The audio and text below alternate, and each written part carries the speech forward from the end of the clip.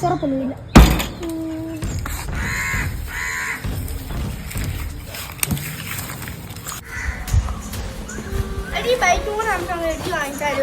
നമ്മുടെ ഇപ്പൊ ആ റൂളില്ല, നമുക്ക് വഴിയെ റൂള് മേടിക്കാം.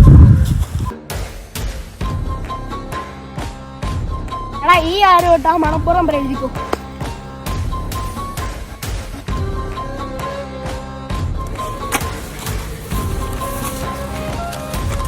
എടാ കക്കൂസല്ല കണ്ടം വരാൻ എഴുതിക്കോ. അത് മൊത്തം 15 ഏക്കറല്ലേ ഉള്ളൂ. നമുക്ക് ആ കണ്ടം മുഴുവനും കൂടെ എടുത്ത് 20 ഏക്കറങ്ങാക്കാം. ആക്കിക്കോ. ശരി, വാടക ഇനി 50 രൂപ എടുക്കാൻ പോവാ.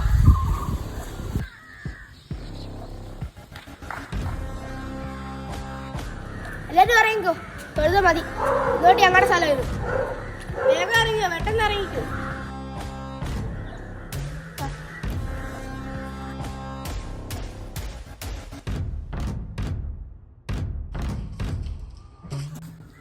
എന്താ രാജാവേ? എന്താണ് നിന്റെ ഉദ്ദേശം?